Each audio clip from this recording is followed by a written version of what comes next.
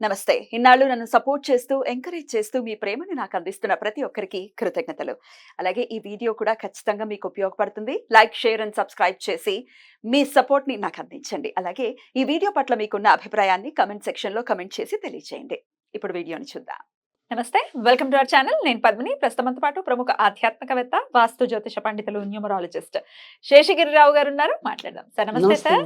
Sir June 1వ తారీఖు నుంచి పంచగ్రహ కూటమి అనేది జరుగుతోంది. 5, 6 తారీఖుల్లో షష్టగ్రహ కూటమి కూడా జరగబోతోంది. అయితే షష్టగ్రహం అని ఎవరు చెప్పేటటువంటి అంటే టచ్ అయినటువంటి పరిస్థితి ఉంది. ఎందుకంటే అటు యురానస్‌ని పెద్దగా కన్సిడర్ చేయనటువంటి పరిస్థితి ఉంటుంది ఇండియన్ ఆస్ట్రాలజర్స్ చాలా మంది కూడా. అయితే మరి యురానస్‌ని మీరు కన్సిడర్ చేస్తారా? అసలు ఈ పంచగ్రహం అనుకోవచ్చు, లేకపోతే షష్టగ్రహం అనుకోవచ్చు. ఈ గ్రహ కూటమి వల్ల ద్వాదశ రాశుల వాళ్ళకి ఏదైనా ఫలితం ఉంటుందా? ఒకసారి గ్రహ సంచారం గురించి ఒకసారి చెప్పుకుని దాని తర్వాత ద్వాదశ రాశి ఫలితాలు కూడా చెప్పుకుందాం. తప్పకుండా. ఇది ఖచ్చితంగా ఫలితం ఉంటుందా అంటే గనక ఉంటుంది. అది ముఖ్యంగా ఇప్పుడు సామాజికంగా కూడా ఒకసారి మనం మాట్లాడుకుని సరే ద్వాదశ రాశుల యొక్క ఫలితాలు ఎలా ఉంటాయనే దాని మీద కూడా మనం చెప్పుకుందాం. తప్పకుండా. సో, ఇక్కడ మనకేంటంటే మనం గనక అబ్జర్వ్ చేసినట్టయితే గనక అంతకితం ఏవైతే ముఖ్యంగా అంటే నేను మొత్తం భారత ఎన్నికల గురించి మాట్లాడటం లేదు. సో, మన వరకు మనకి తెలుగు రాష్ట్రాలు ముఖ్యం కాబట్టి ఈ తెలుగు రాష్ట్రాల మీదే ఎక్కువ అందరికీ కూడా ఆసక్తి ఎక్కువ ఉంటుంది కాబట్టి సో దాన్ని బట్టి చూసినప్పుడు ఇక్కడ ఈ గ్రహస్థితి ఏదైతే ఉంటుందో అక్కడ అంతకితం జరిగినది ఏంటంటే మనకి ఏప్రిల్ 13 అనేది అక్కడ కూడా సంఖ్యాశాస్త్రం ప్రకారం 4 వచ్చింది. తర్వాత ఇప్పుడు వచ్చేప్పటికి ఏప్రిల్ 13 కదా జరిగింది.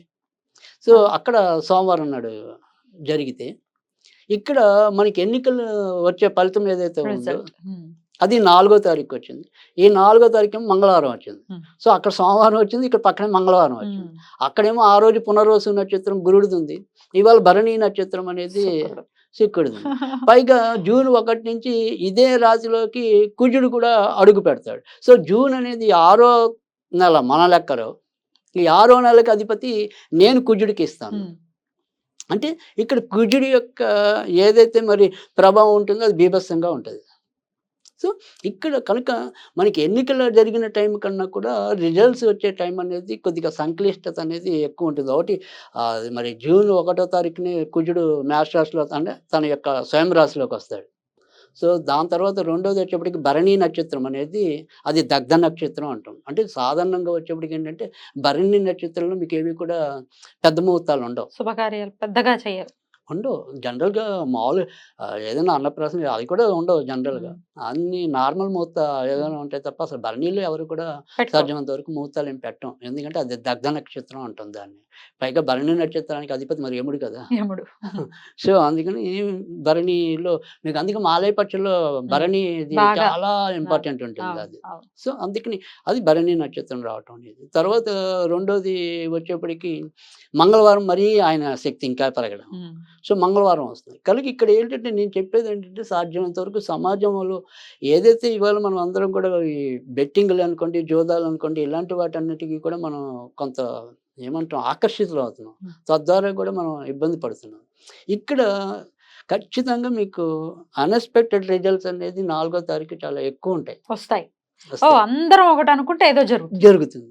సో అది మనకి అంతక్రితం వరల్డ్ కప్‌లో జరిగినట్టుగా అంతదాకా బ్రహ్మాండంగా వచ్చి చివరిలో ఏదో చేశారు అన్నట్టుగా ఇక్కడ ఎలక్షన్స్ కూడా అలాగే అయింది last time Telangana elections. Telangana కూడా మరి అలాగే చాలా మంది మరి ఇబ్బంది పడ్డారు. ఇప్పుడు కూడా అందుకని సాధ్యమైనంత వరకు కూడా నేను అందరికీ చెప్పే సూచన ఏంటంటే సాధ్యమైనంత వరకు బెట్టింగ్ల జోలికి వెళ్ళకండి.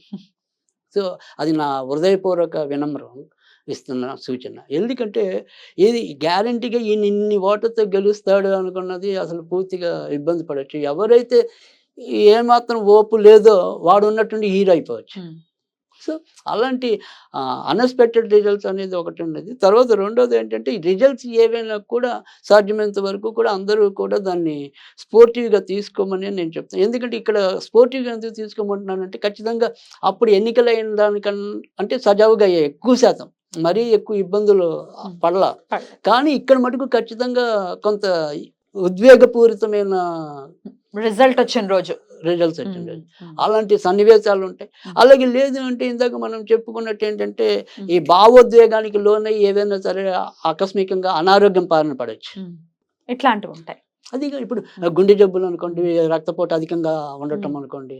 సో ఇలాంటివి మరి ఒక్కోసారి అవి మనకి మృత్యుకి హేతు అవుతాయి కదా. డెఫినెట్లీ. సో అందుకని ఎవరైనా కొద్దిగా సంయమనంగానే ఉండమంటున్నాను. దాని ముందున మీరు కొద్దిగా టేక్ ఇట్ ఈజీ అనుకోండి. రైట్. సో గెలుపు ఓటములు దైవాధీనాలు సర్వసాధారణం కూడా. అనుకోవటమే.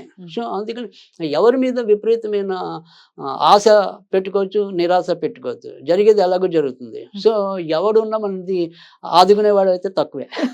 అవును. సో అది అది తర్వాత ఎలాగో అర్థమవుతుంది. Right. సో ప్రతి ఒక్కరి మీద మనం ఒక నమ్మకం పెట్టుకుని ఓటేయటం అనేది ఉంటుంది. వీడు మనకి ఇలా చేస్తారు, వాళ్ళు అలా చేస్తారని. సో కానీ అవి ఎప్పుడు కూడా ముఖ్యంగా మధ్యతరగతి వాళ్ళ మీద అయితే కూడా ఎవరు మేలు చేసేది కూడా చాలా తక్కువ ఉంటుంది. Right.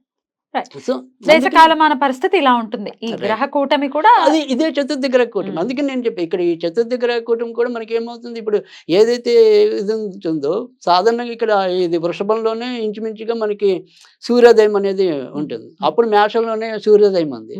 ఇప్పుడు వృషభంలో అంటే ఇప్పుడు అప్పుడు గురుడు ఆధిపత్యం వహిస్తే ఇప్పుడు శుక్రుడు ఆధిపత్యం వహిస్తే మొత్తానికైతే ఇప్పుడు రాక్షస గురువు ఆధిపత్యం కూడా ఎక్కువ. సో అందుకని రాక్షసులు బలవంతులు అవుతారు. ఓకే. సో ఇట్లా ఉంటుంది పరిస్థితులు. అయితే ద్వాదశ రాశి వాళ్ళకి మరి కుంభరాశి వారికి ఈ కూటమి ఎలాంటి రిజల్ట్స్ ఇస్తోంది? 4th ప్లేస్ లో జరుగుతున్నటువంటి కూటమి. రైట్. కుంభరాశి వాళ్ళకి కూడా మళ్ళీ మిశ్రమ ఫలితాలుగానే చెప్పవలసి ఉంటుంది. ఎందుకంటే చతుర్థం అనేది మరీ అంత యోగ్యమైన గోచార స్థానం కాదు.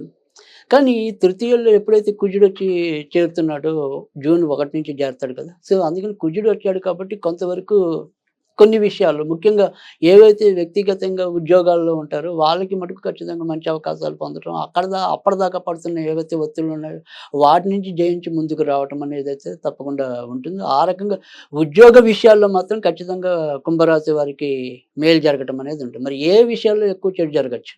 సో ఏ విషయాల్లో ఎక్కువ చెడు జరగచ్చు అంటే కనుక ఇంటిలో ప్రతిరోజు కూడా ఒక సమస్య తీరుతుంది అనుకుంటే ఇంకో సమస్య రావటం. సో ఆ తర్వాత రెండోది ఏంటంటే ఉన్నట్టుండి ఒకరికొకరికి పడకపోవటం. అంటే అప్పటిదాకా చక్కగా మాట్లాడుకుంటారు, ఒక మాటను ఏదో పట్టుకుంటారు, ఆ మాటను పట్టుకుని ఉన్నట్టుండి ఈ భావోద్వేగ ఎమోషన్స్కి లోన్ అవటం అనేది. సో అవన్నీ కూడా ఈ జూన్ నెలలో ఎక్కువ ఉండటం అనేది కనిపిస్తుంది. కనుక ఆ విషయంలో మళ్ళీ కొంతవరకు జాగ్రత్త తీసుకోవాలి. తర్వాత రెండోది వచ్చేప్పటికంటే గత ఎన్నో నెలలుగా మనకి ఇక్కడ ద్వితీయంలో రాహు ఒకటి ఉండటం, తర్వాత వచ్చేప్పటికి మళ్ళీ అష్టమంలో అక్కడ కేతు ఉండటం, వీటి వల్ల కూడా వీళ్ళకి ఏంటంటే ఈ రాబడి తరచు హెచ్చుతగ్గులు అనేది ఎక్కువ ఉంది. ఉన్నట్టుండి డబ్బు రావటం, ఉన్నట్టుండి పోగొట్టుకోవటం, ఇలాంటి పరిస్థితులు. తర్వాత ఎంత ఉన్నా కూడా ఎంతో కొంత అప్పుకు పరిగెత్తవలసిన పరిస్థితులు రావటం, ఇలాంటివి ఈ నెలలో కొంతవరకు ఊరట లభిస్తుంది. అంటే గత కొద్ది నెలలుగా ఇలాంటి ఏవైతే ఇబ్బందులు పడుతున్నారో వాటి నుంచి మాత్రం ఖచ్చితంగా కొంత వీరికి విమోచనం రావటం అనేది జరుగుతుంది. ఇక తర్వాత ఖర్చుతో కూడింది ఏదైనా సరే కొత్తగా ఇల్లు తీసుకోవాలి, లేదా ఏమంటే ఇవాళ రోజుల్లో లగ్జరీ అంటే కారు అనుకోండి. ద్వితీయ మనం 2 చక్రాల కంటే ఇంచుమించు అందరికీ ఉంటుంది. ఇవాళ రోజుల్లో కారు కూడా ఇంచుమించు అందరికీ ఉంటుంది. బట్ కారు ఏదైనా తీసుకోవాలంటే చతుర్థ వాహనం, చతుర్థ చక్రం, అసలు అలాంటిది ఏదైనా కావాలన్నా కూడా సాధ్యమయ్యే పరిస్థితి అయితే ఉంటుంది. కనుక ఇక్కడికి జాగ్రత్త పడాల్సింది ఏదైనా ఉంది అంటే కనుక ఇంట్లో ఒకరికొకరు సమన్వయం ఉండేలాగా చూసుకోవటం, ఒకరి ఆలోచనలు ఒకరు గౌరవించడం అనేది, లేదా కొంతవరకు నింపాదిగా అర్థం చేసుకోవటం అనేది, అది ఉంటే కనుక ఈ నెల వీళ్ళ మీదైనా కూడా ఎక్కువ ప్రభావం ఉండదు. కానీ ఆ ఒక్క లోపం వల్లే ఉన్నటువంటి ఇంట్లో అంతా కూడా అసందిగ్ధమైన పరిస్థితులు చోటు చేసుకునే అవకాశం ఉంటుంది. కనుక ఈ నెలంతా కూడా అలాంటి ఇబ్బందులు లేకుండా ఉండడానికి వీరు సాధ్యమైనంత వరకు ఆంజనేయ స్వామిని పూజించడమే వీళ్ళకి కూడా ఎక్కువ మంచిది. కనుక ఓం హం అనేది రోజు కూడా జపించడం, అంతే అది జపించడం. లేదు స్తోమత ఉంటే కనుక నిత్యం కూడా హనుమాన్ చాలీసా చదువుకోవటం అనేది కొంతవరకు వీరికి ప్రయోజనకరంగా ఉంటుంది. రైట్. అద్భుతంగా మిశ్రమ ఫలితాలు ఉంటున్నాయి కాబట్టి ప్రెడిక్షన్ అందిస్తున్నారు. ఇండికేషన్స్ ఎలా ఉన్నాయో దాన్ని అనుసరించి జాగ్రత్తగా ఈ మంత్ ని డీల్ చేయాలి కుంభరాశి వారు అని చెప్పి మనవి చేస్తూ నెక్స్ట్ ఎపిసోడ్ లో మీనరాశి గురించి మాట్లాడుకుందాం. నమస్కారం అండి.